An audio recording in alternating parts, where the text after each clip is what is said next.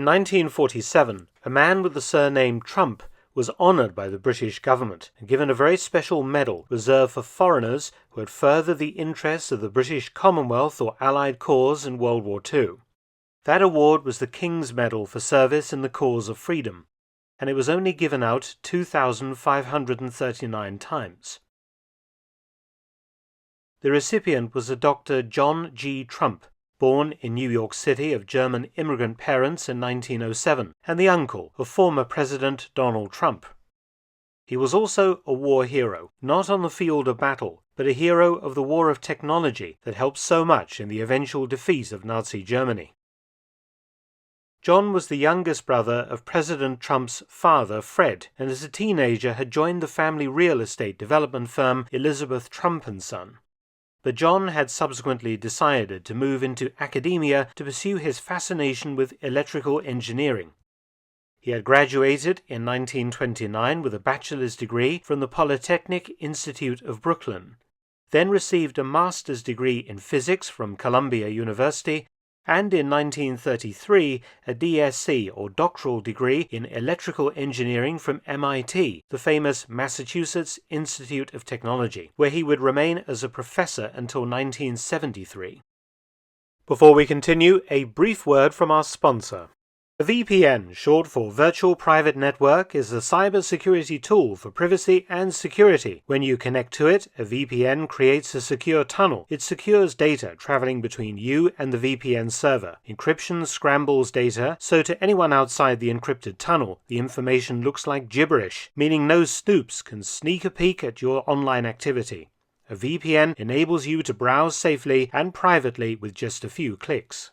You can use Wi-Fi hotspots securely when traveling. Free Wi-Fi at the airport or a hotel is convenient for surfing on the go. However, hackers can exploit these hotspots to access your data or infect your device with malware. A VPN hides your IP address and encrypts your online activity to prevent third parties from intercepting your traffic. NordVPN's threat protection feature adds another layer of security to protect you from common cyber threats. See the link for NordVPN's exclusive deal. It's completely risk-free with Nord's 30-day money-back guarantee. When war broke out in Europe, Dr. Trump was very interested in the development of radar, which was being led by British researchers, though the acronym radar actually was coined by the US Navy in 1940, standing for Radio Detection and Ranging. Radar would revolutionize warfare, initially aerial warfare. Britain was the first country to use it effectively in war, the chain-home radar stations providing critical early warning of incoming German raids from the Battle of Britain in 1940. The German squadrons found the British forces alert and ready, and in the following months of the Battle of Britain, the Luftwaffe was decisively beaten back.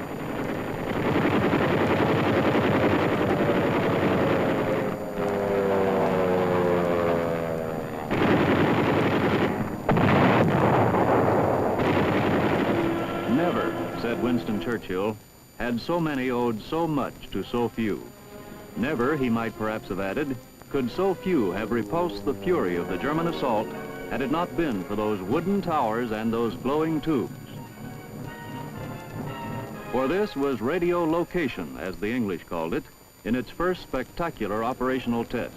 Naturally, the US military also saw many advantages to such technology, and a lot of the development work was done by personnel from MIT.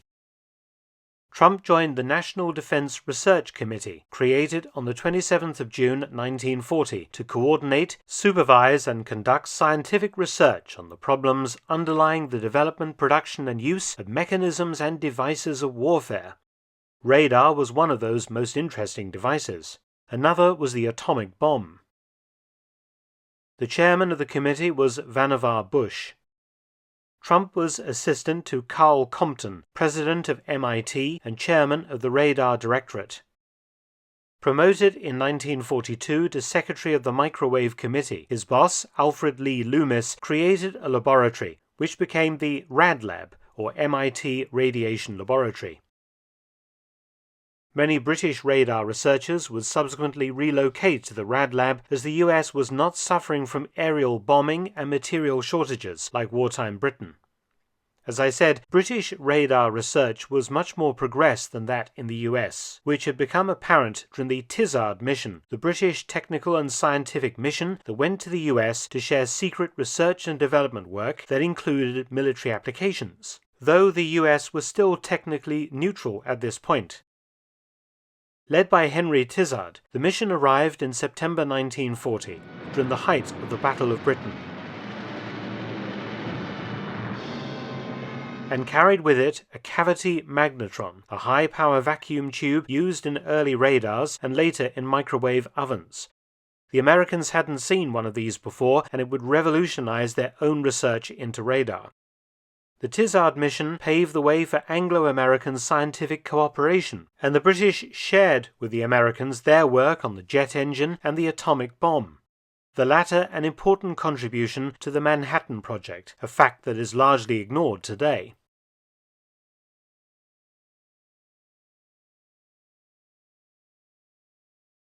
The British also had the design for the proximity VT fuse, a fuse that detonated an explosive device automatically when it approached within a certain distance to its target, which would of course revolutionize anti-aircraft artillery, as well as designs for gyroscopic gun sights, submarine detection devices, self-sealing fuel tanks, and plastic explosives, to name a few, all vital war-winning inventions. Dr. Trump's focus was radar development, and he was part of a team sent by the United States government to Britain to help the establishment of a British version of the MIT Rad Lab, which was created at the Telecommunications Research Establishment at Malvern in Worcestershire. From February 1944 until May 1945, Trump was director of the British Rad Lab. Trump also worked on the Advisory Specialist Group on Radar, briefing senior U.S. military officers on new radar, precision bombing radar, and also the countering of German radars, including those used by their flak units and also those fitted to Luftwaffe night fighters, all of which helped to reduce aircrew casualties among the British and Americans. Some of the Allied systems included the famous G and Oboe, Loran, H-2X, and many others, and Trump worked closely with some of Britain's leading scientific figures of the era, including Sir Robert Watson Watt, the pioneer of radar, and Sir Bernard Lovell, the famous astronomer and physicist, the huge Lovell telescope named after him. Following Germany's surrender, Trump was employed debriefing captured German radar scientists, many of whom would later go to work for the Americans. As mentioned, Britain rightly honoured Dr. Trump in 1947 with the King's Medal for service in the cause of freedom, and Harry S. Truman awarded him the President's Certificate of Merit in 1948, a very high U.S. honour. In 1946, Trump went into business with Robert van der Graaf to produce the famous Van der Graaf generators, a revolutionary kind of electricity generator, and also returned to teaching at MIT. His post-war research was dedicated to helping his fellow man, particularly in the use of electricity to treat wastewater, and indeed an experimental wastewater plant was built in Boston using his ideas to provide bacterial and viral disinfection, and in 1983 received the ultimate honor, the National Medal of Science, America's highest honor for science and engineering achievement, presented to him by President Ronald Reagan. Dr. John G. Trump died in 1985 at the age of 77. He is a good example of how the achievements and scientific breakthroughs of the backroom boys were absolutely essential to winning World War II, and their impact was massive on the world and still affects us all today. Thanks for watching. Please subscribe and share, and also visit my audiobook channel, War Stories with Mark Felton. You can also help to support both of my channels at PayPal and Patreon. Details in the description box below.